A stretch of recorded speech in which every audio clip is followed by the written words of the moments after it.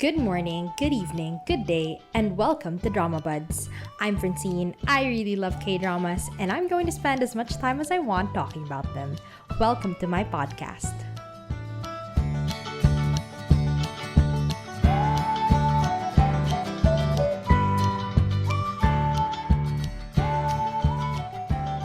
So, hello everyone. Remember when I said Missing was like the saddest show I've ever watched? Congratulations, we have a new winner of that title. It's My Mister, our K drama for today. I literally just finished it like 2 hours ago, and I had to immediately write this episode and record it because I've loved this show for the past. I think we've been watching it for around 3 weeks, 2.5 weeks, and it's just every episode was sad and it was painful and I loved it. I really love this show. I mean, immediately it's already in my top 5 shows. I just had to wait for it to finish, but I knew this was how I felt for this.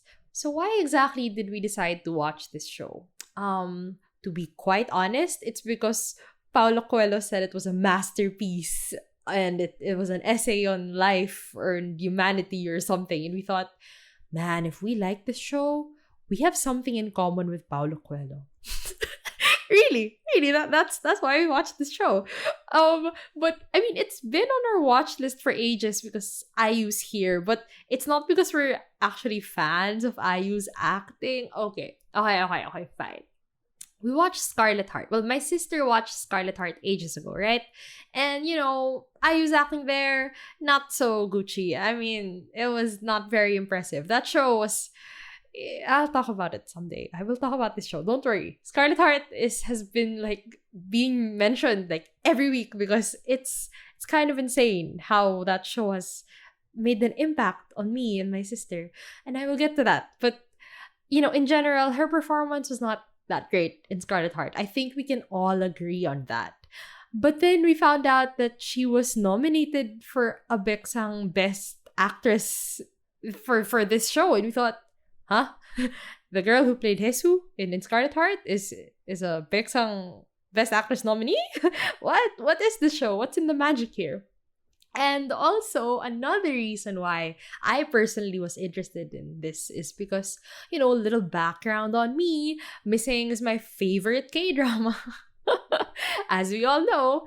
And it had the same director. And I don't know, like, usually that's a good thing. Like, that means the things that I liked about Missing, like, on a technical level, not just the writing, like, the way things were handled, like, maybe that would translate to another show. It's the same director, same style. So, I mean, no expectations, but yeah, when Paulo Coelho said that it's a beautiful show and we thought, okay, maybe it's time to finally watch this show. And oh my goodness, what this show has done to us. Like the sadness that I have felt. the pain, the humanity, the empathy, and oh, I'm still reeling from the emotions, honestly. It was just a roller coaster ride. Not really. Okay, fine. It wasn't. It was not a roller coaster ride. Okay, this is not the world of the married couples. It's just sad and slow, and that's how life is.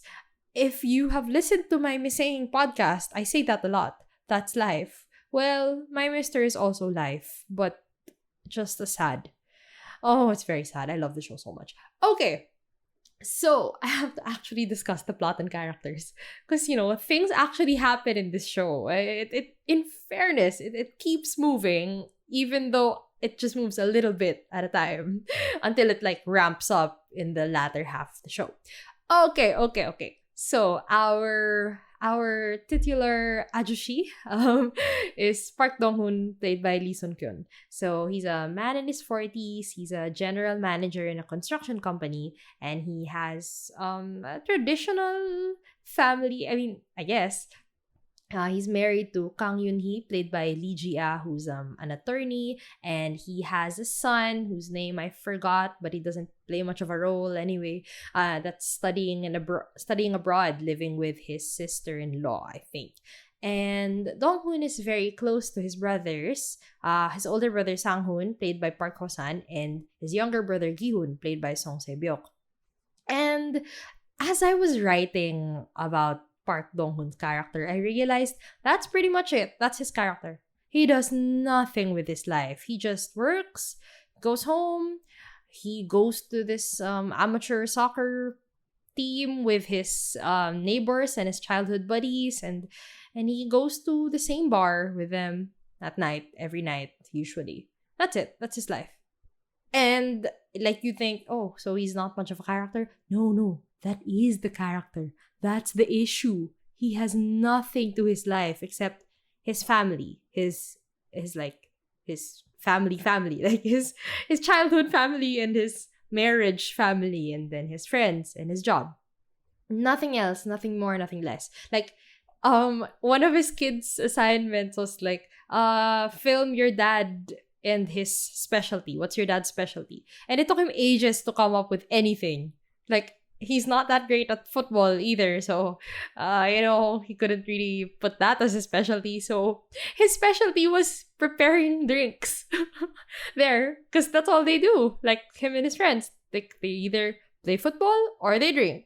That's his life, and that's the issue. Okay, but we'll get back to that.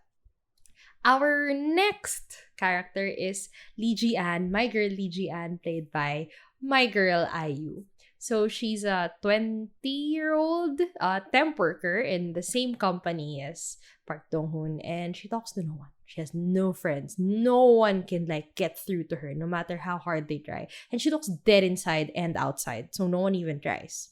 All right, so she's actually a very poor girl. She's living on her own, and she's paying off this huge debt that her mother owed to a loan shark. And she inherited that debt, and now the loan shark's son, Lee Kwang-il, played by Jang Ki-young, is constantly chasing after her and honestly just abusing her for no reason. I mean, I guess it's to get the money, but it's pretty unnecessary because girl works so hard. Like, she has her temp job, and like at night she washes dishes just to come up with like the extra money just to like pay it at a schedule. Oh, like the sad thing that, oh man, this made me so sad.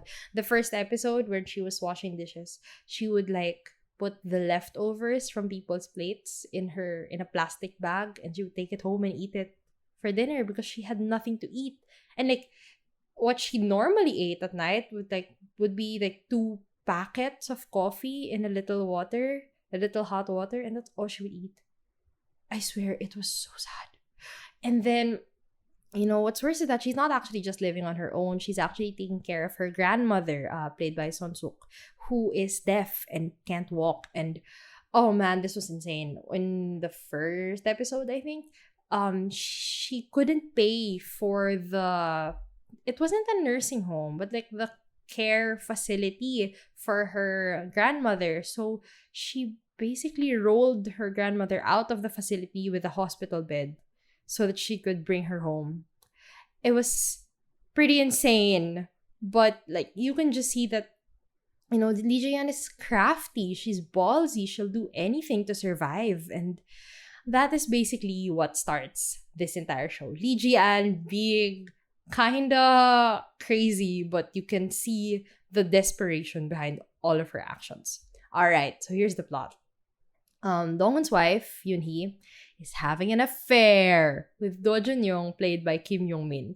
The icky thing is that Do Jun-young is Dong-hoon's junior in college, and there's this big like seniority thing, of course. So you would expect like, oh, since Dong-hoon is older, he should be in a higher position. But because Jun-young, I think, married someone who was rich, but then they divorced anyway. But he got a lot of connections and money and was able to, become a CEO at such a young age. So like everyone knows that, Dong-hoon is older and more senior than Do Jun-young, but Jun-young was the one who became a CEO. So it's kind of like this odd dynamic that everyone like knows about it, but they won't talk about it because it's such a blow to Dong-hoon's pride. And then, secretly, apparently, Do Jun-young was having an affair with, Yoon-hee, with Dong-hoon's wife. As if he was not content with just, making Dong-hoon look bad in the office. He's also gonna steal his wife. Great. He's awful. He's the worst, honestly. But, okay, Lee Ji-an finds out about this affair and then she blackmails Do Jun-young saying, pay me and I'll keep quiet about this. Not only will I keep quiet about this, I will also help you get Park Dong-hoon and Park Dong-un, the managing director who's kind of going against Jun-young Jun-young wants to be the chairman. And Park Dong-hoon is part of the team against him. Okay, essentially. So she's saying that I can get Dong-hoon and Dong-woon fired. All right. So what does Lee Ji-an do? My girl wiretaps Park Dong-hoon's phone. Yeah, she does that. Yeah. And she listens to him every day. She listens to him breathing and talking and records everything. And the thing is, Lee Ji-an and Dong-hoon live in the same neighborhood. So as she's listening to his life, when they're apart from each other, they constantly see each other in the office, in the subway, going home. And Dong-hoon is just such a kind person. Like, he constantly shows her kindness. Even, like, buying her food and drinks. Because Lee Ji-an found some blackmail on him also. Oh, I mean, okay. My recaps are pretty much full of spoilers. But there are some, like, plot points that just would take forever. And as much as I would love to talk about this show all day, all night, I highly suggest you just watch it yourself because it's worth the watch. The point of the recaps is just to tell you it's worth the watch, so watch it. But there will be spoilers ahead. But anyway, so I digress. Lee Ji-an, doesn't take advantage of Park Dong-hoon's kindness, actually.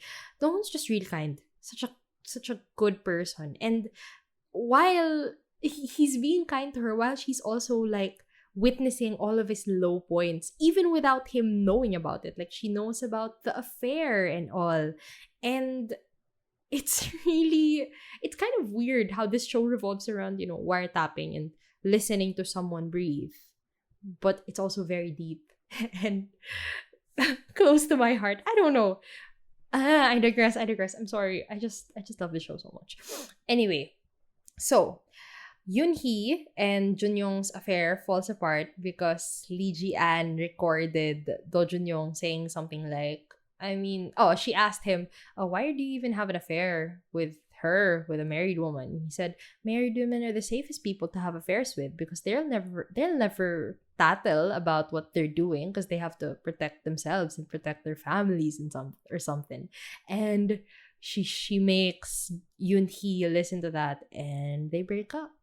But it's too late because Park Dong-hoon found out about the affair and Yoon-hee knows that Dong-hoon knows, and then Dong-hoon found out that Yoon-hee knows that he knows, and then eventually they finally talk about it, and it just, they didn't fall apart immediately, but at that point, the marriage is over. There's really not, it's hard to save this. And the annoying thing is that Yoon-hee always blamed it on, like, Dong-hoon's closeness to his mother and his siblings, as if she had to monopolize his love and affection. Like, if you marry someone, it's kind of expected that you're also going to marry into his family, the same way that he would have married into her family.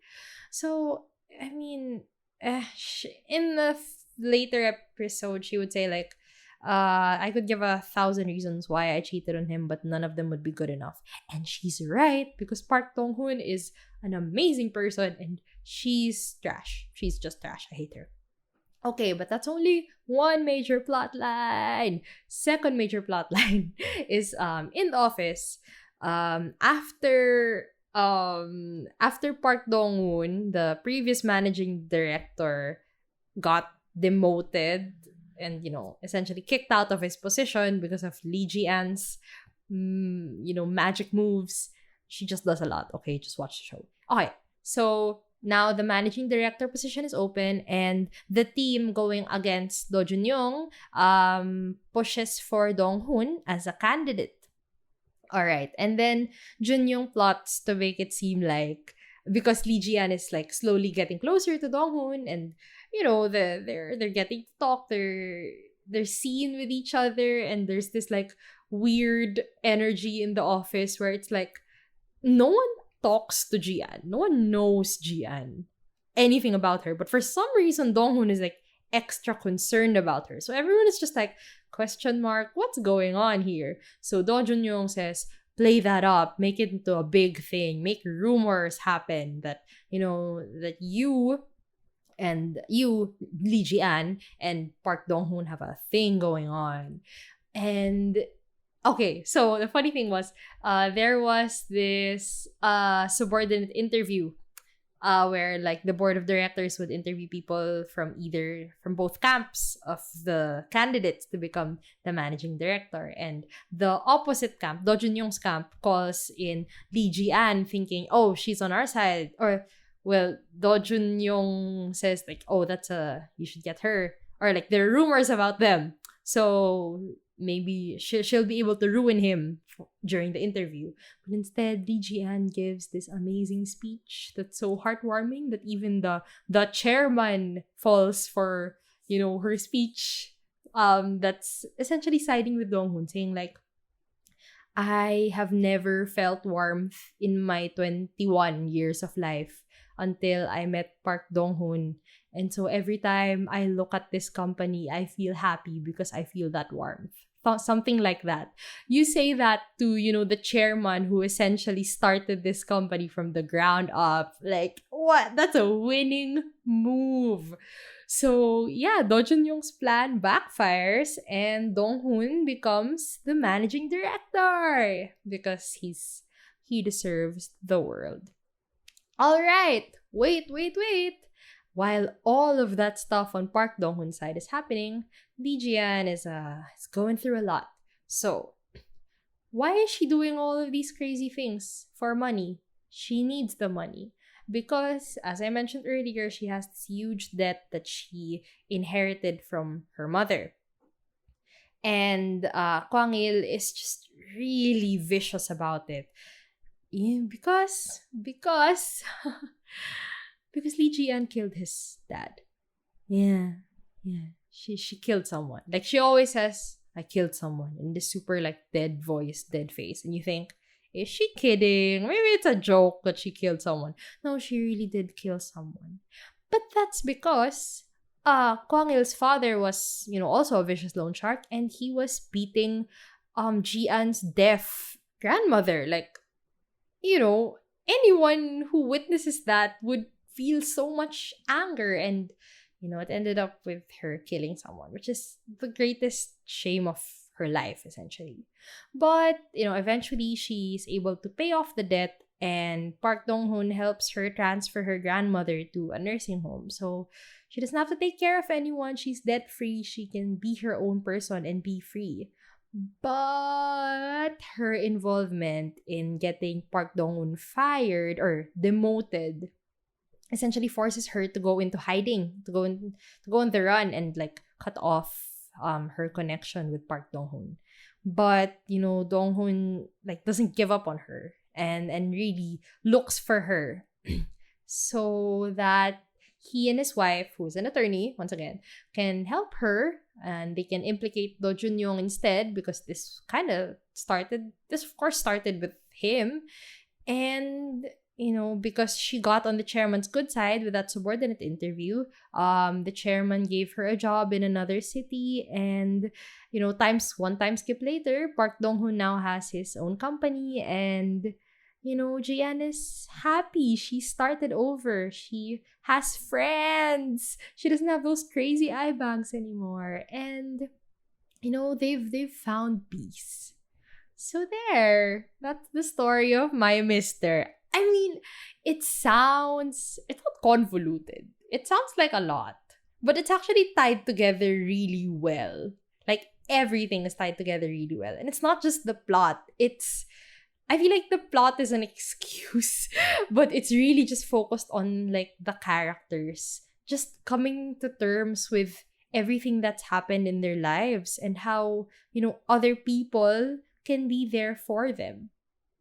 And okay, I mean, in my in my outline, I've written it's so sad, just so very sad, even sadder than Missing.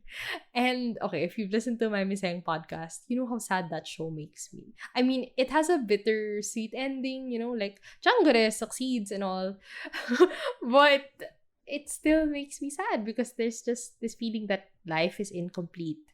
And I don't know, with my mister, I guess it's a little bit more hopeful. The ending. Like people kind of Donghoon and Jian kind of achieve like peace. In inner peace, right? Not happiness, not success, but inner peace. But they've also lost so much on the way and had to experience so much pain. So that's still bittersweet. It's and the overall tone of the show is so sad. Like every episode is just wow, that's heavy. It's hard to binge. We weren't able to actually binge it. We watched it like one episode a day, but at first it was like, oh, 2-3 episodes a week, but then I said this show's too good for us to not watch it, continuously. So we started watching it every single day, every night. So yeah, I don't think this is a show that can be binged because it's just so heavy. Like even once again, heavier than Missing. So yeah, it's not a binge show, but it really is meant to be savored and felt. The sadness must be felt. um Another thing I loved about this show is the OST. Oh my gosh. Once again, same director as Missing. So there are a lot of like similarities with how things were done, like on a technical level, I think. But the OST, oh my gosh. It's similar to Missing, in which there are only like a few songs that are repeated every now and then. But there's this one theme song, in Missing it was Tomorrow by Han Jong-hee, but in here in My Mister it's Grown Ups by Sondia, and it's a beautiful song. It really, if you read the lyrics in English, like it's really written in, I would say, Jian's perspective, but in some way you could also perceive it or understand it in Donghoon's perspective, which just shows like how similar like their sentiments are, or not what they've been through, but just how they see life and what they feel about life. And to have a song that perfectly captures that, and that every time you hear it in the show, you kind of feel those emotions again. I never get sick of that song. Every time I hear it in the episode, you hear it at least once every episode. Sometimes twice, but mostly just once every episode. And it just, that moment is like the emotional climax of the show. It's beautiful. Please listen to the song. And watch the show just to understand the feelings behind the song, Maybe. I'm just saying. Okay, I mentioned the director. And, he's excellent. I mean, even in Missing, he was pretty excellent. But I guess he's gotten better. I don't know. I can't really... Can I check his history to see if he's tried any other shows between Missing and My Mister? Oh, okay, Signal. I should watch that soon. But anyway, the directing choices are very deliberate and they really portray so much. Like, it tells a story in itself. I don't know how to explain it because I'm not a film major or anything. Maybe you should watch the show because there are really some interesting like shots, or like when people are drinking, they slow down the frame rate to show how like the sobriety is not there, and so things get fuzzy and blurry and choppy. I don't know how to describe it. But in general, like the director really preserved the mood of the show. Like it stayed perfectly consistent, and that's why the show is so sad. But yeah, the show really is well done, like on a technical level. And another like thing about the show in itself, the casting is perfect for um Lee Sung Kyun as Dong Hoon and IU as Ji An. Okay. Okay, I remember my sister said, Lee Sung Kyun's performance is like, he's good, but it's like he's not exactly a special actor in this role. Like, maybe Cho Sung Woo could play this. He's a 40-something man also. But then I thought about it for a while and I said, no one else could play Park Dong Hoon the way Lee Sung Kyun did. There's just something about his face. It's quite sad. Like, that's just something. He looked like a disgruntled man in his 40s. And I think the visual is important in the role. Like, even when he smiles, he doesn't seem happy. Oh man, that's so sad. And he really does the emotions justice, Like, you can feel the frustration, the apathy, the disappointment, everything. And his voice is wow. Okay. Imagine as Lee Ji An, you have to listen to someone breathe and talk and walk for hours and hours. If I had to listen to Lee Sun Kyun's voice all day, I would not be complaining. It's like a lullaby, Perfect casting for Park Dong Hoon. He just portrays everything perfectly, and the visual fits the sadness of the character. As for Lee Ji An, IU as Lee Ji An, I mean, once again, I did not have high expectations for IU as an actress. I'm sorry, I love her to bits, but I've only watched her in Scarlet Heart, and like the petrified deer look, you get tired of it after 20 episodes. But that was a bad directing. I'm sorry, it was a bad director's fault. Okay, it was not entirely IU's fault. And now that she's working with someone really talented, really understands this show and has a vision for it, wow, she shines here. I mean, you'd think like, oh, she just has to look dead. But someone as beautiful as IU looking dead inside and out? Wow. what a talent. I'm kidding. Okay. Why is IU good in this role actually? I have to think about that. I think she also fits the visual of Lee Ji An. Like someone who just looks so frail.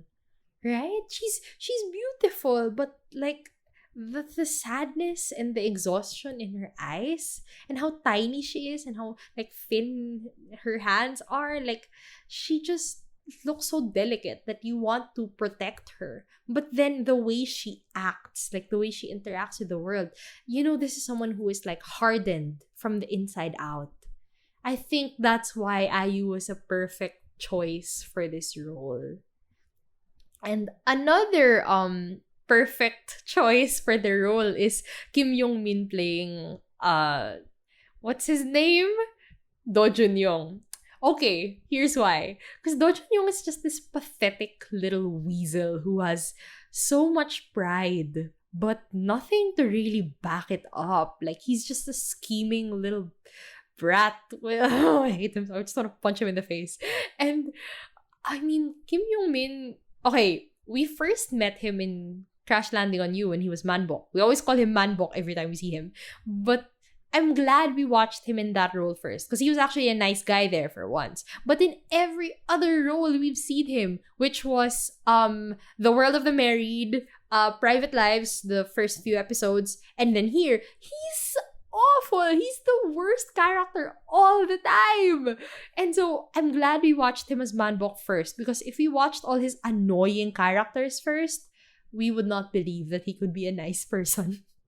But anyway, like, I mean, if Kim Yong Min were any like taller or more charming or whatever, like it wouldn't be believable that, Yoon Hee is ashamed of having an affair with him. Not just the shame of having an affair, but specifically with him. Because he's pathetic. He has nothing to his name except for like his ex-wife and, being ambitious. But he is nothing in himself, And yeah, if he looked any different, Do Junyoung would not seem as pathetic and worthless as he did. But Kim Young-won was perfectly casted for this role. So kudos to him. I feel bad that he's typecasted as that kind of character, but he does it really well. So, maybe Manbok wasn't just a one-off. Like, maybe he'll get more Manbok type roles in the future. But for now, he does Do Junyoung pretty, pretty well. What else? Okay. So about Jian and Donghoon. As a joke, my sister and I always acted like there was going to be a love line between the two of them, even if it was kind of gross, like, oh, an ajushi romance. Ugh, yikes. We always joked about it, like, oh, he loves her. Yee. But then when she actually like kissed, when she actually kissed Donghoon, I was like, oh, yuck. No, we don't want this. No one wants this. And then when she actually confessed to him and said, like, I like you. Stop making me like you. I'm like, oh, I can't watch this. This is embarrassing.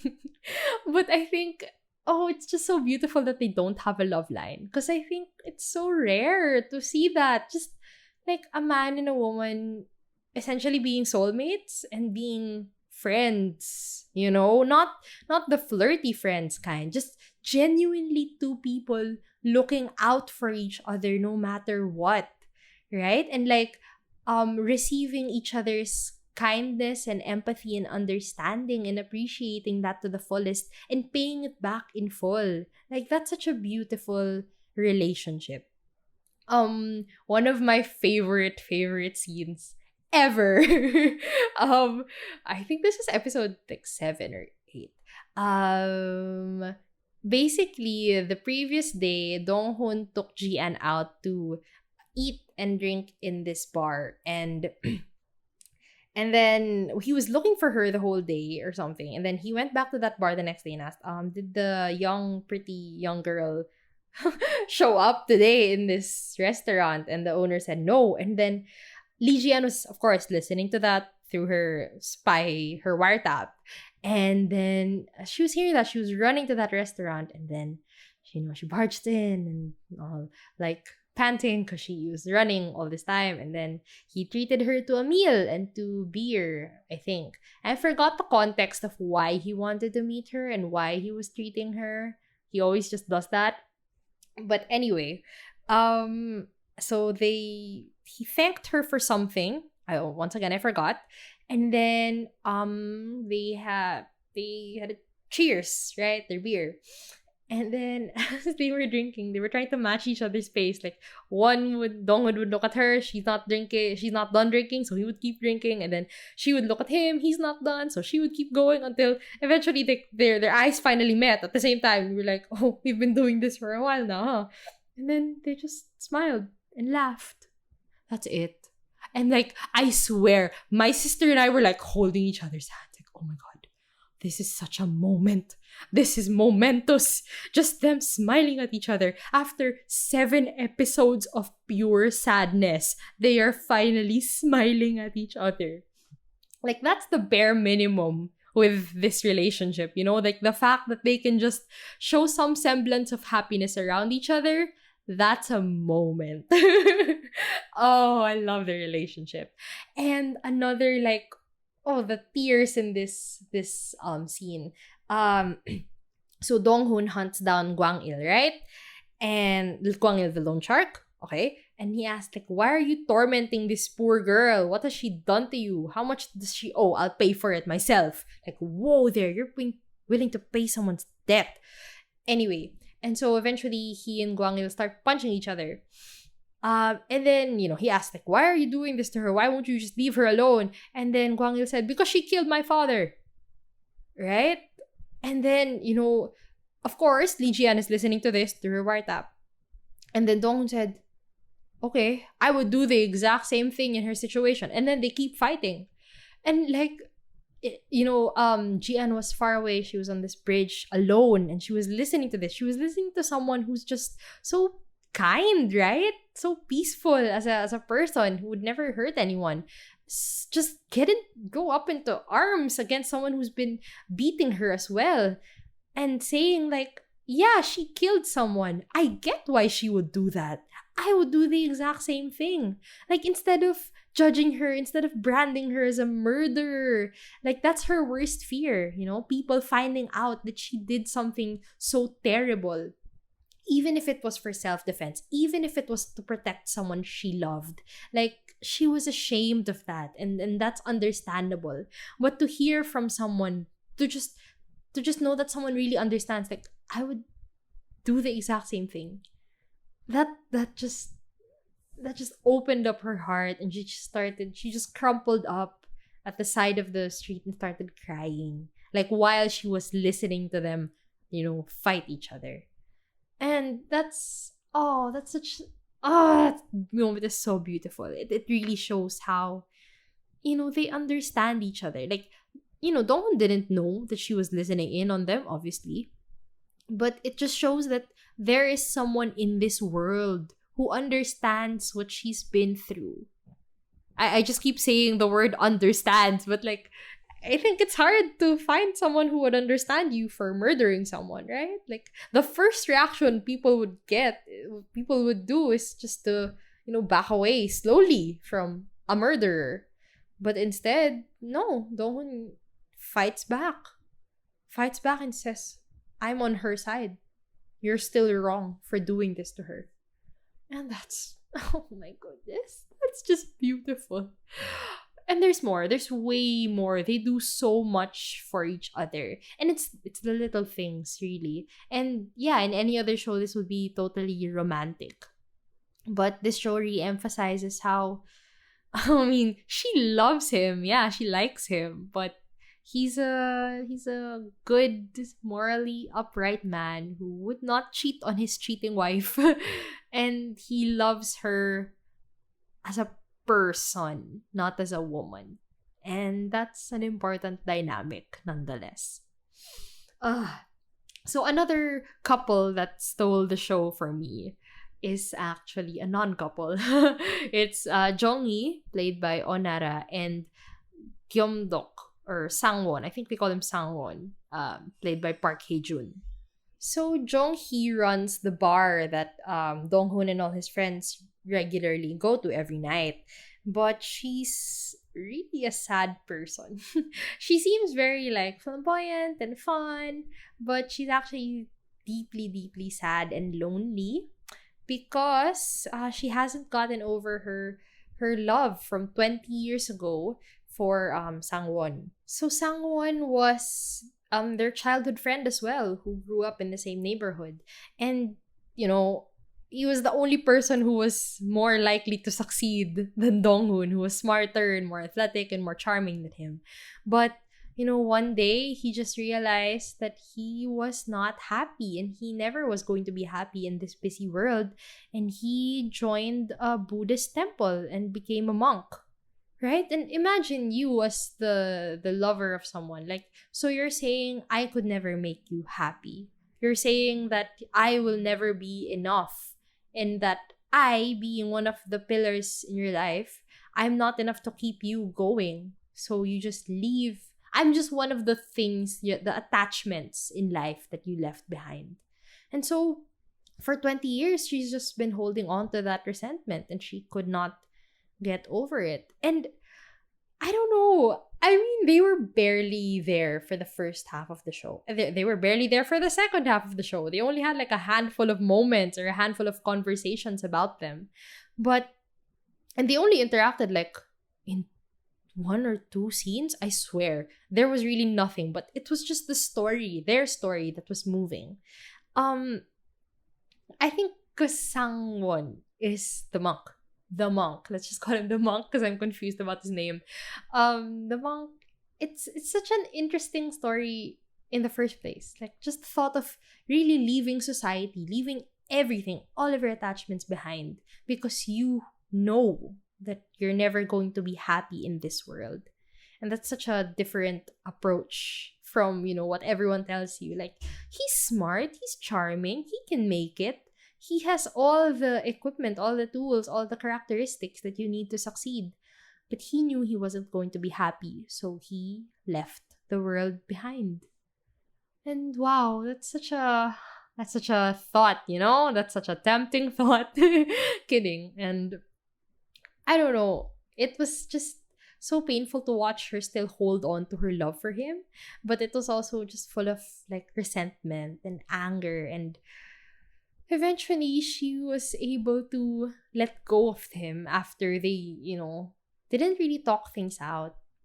They didn't really say much in that final confrontation, but I think when she finally saw him as a monk after 20 years of not seeing him, not talking to him, not talking about him, it's when she realized that, he found his inner peace. Like, yeah, maybe he had some regrets about her every now and then, but he was able to find his peace. And so it was her turn to move on and find her own. And man, that's just sad. But it's also still very beautiful. And I don't know, they stole the show for me. Every time like they showed up, I was like, oh, I'm so interested in whatever story they're going to tell right now. The show talks about life a lot. And I feel like I didn't grasp a lot of the lessons or the moral lessons of the story or whatever learnings I was supposed to get from this show.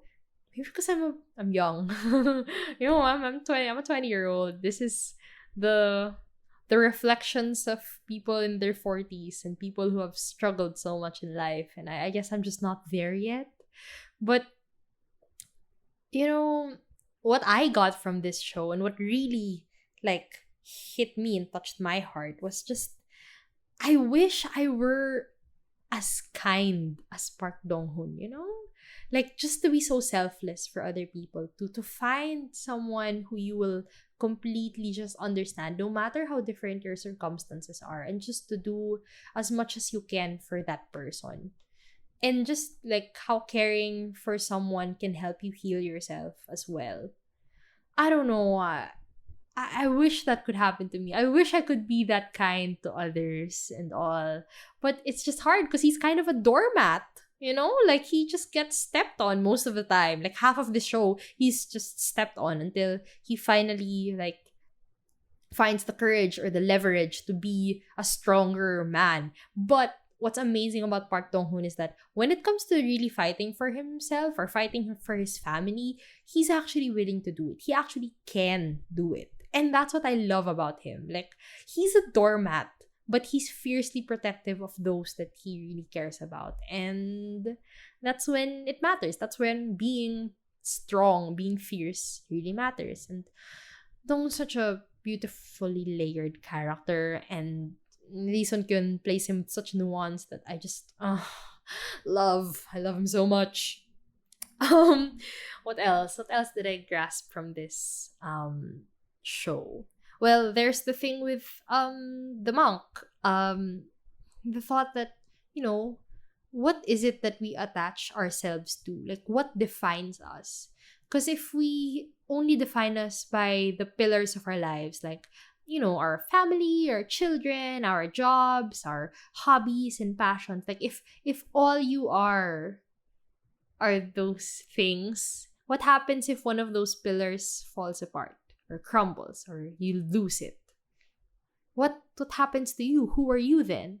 And it's a question that's difficult to answer because, like, aren't you defined by the things around you? Is that wrong? Is that not how life is supposed to be? But what if that's how you're living life? I don't know. It's just so much food for thought. Too much food for thought that I really couldn't get it out of my head because I still have no answer for it. And that was how many episodes ago? But I think for me, another thing that I got from this show is that all we really have are our relationships to other people. Like, for me, I didn't touch on their family dynamics as much, but Donghoon, Sanghoon, and Gihoon are just so close as siblings. And for me, I'm personally very close to my siblings, so I could relate to that aspect a lot. And yeah, like, when things were crumbling for Donghoon, when his siblings found out, like they were just immediately there for him. They felt his pain for him. As if they were the ones being cheated on, as if they were the ones, being hurt by this entire situation. And I don't know, it's nice to have those people in your life. Meanwhile, Lee Jian has no one.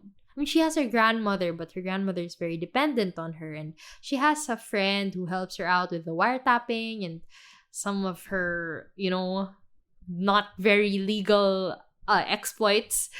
But a friend who's just there to talk to, who you need nothing from, who you can get nothing from.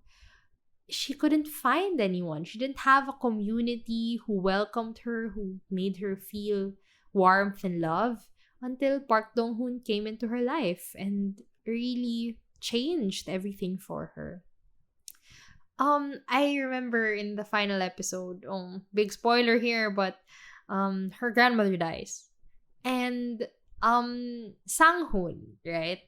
Dong-hoon's older brother had this big complex of like, Dong-hoon, you have to succeed because, what happens when our mom dies? Who's going to her funeral? Like, who's going to leave flowers for her and all that? Like, if there's no one, if we're not worth anything, if we're just nobodies, no one's going to be there except for just our close friends and our family or whatnot. And, Lee Jian had no one. But when her grandmother died, she had Dong-hoon and his brothers and Jong-hee, and Sang-hoon made all the effort to buy all the flower wreaths and invite their whole soccer team and everyone that they knew who knew Ji-an just to visit her, just to make the funeral hall feel, full of people. Like there are people in Ji-an's life. And yeah, those are Dong-hoon's people, Dong-hoon's family's people. But Jian is family now. She's part of that community. Like, these people are her people now, too. And that was just such a touching. I cried so much. I cried. Oh, I'm fresh out of crying, actually. After the show, I just finished crying. So, yeah, I cried so hard in the final episode. What else? Another thing I got from this show is that time heals all wounds, and that people can heal themselves over time. But the wounds leave scars. The pain is sometimes still there.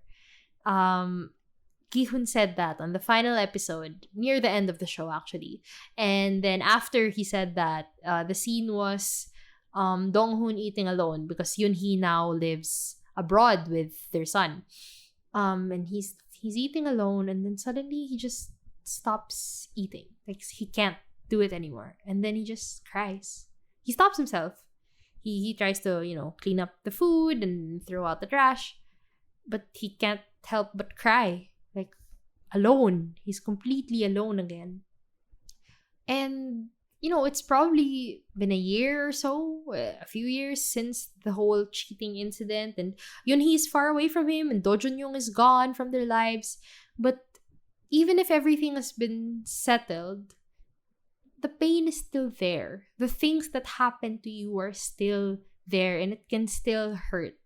But, you just have to keep going, keep moving on. I don't know, that's what I got from it. It's very relatable for me personally, but what can we do by being stuck on the past, right? We just have to keep going. And there was so much good in his life now. He had his own company. He had this, he was away from the whole situation, and he had his teammates who were super loyal to him. He had his family, like his siblings and his mother.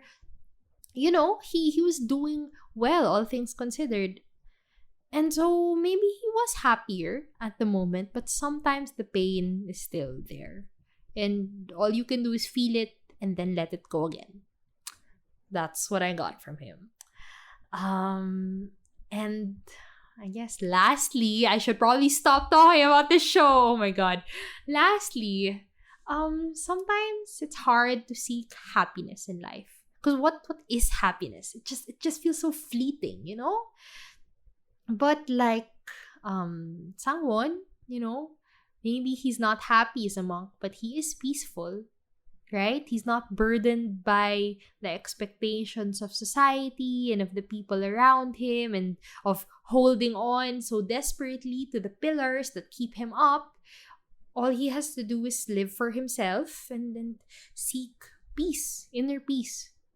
So there, like sometimes it's not about just happiness and pure satisfaction, because there's a high possibility that you could never experience that.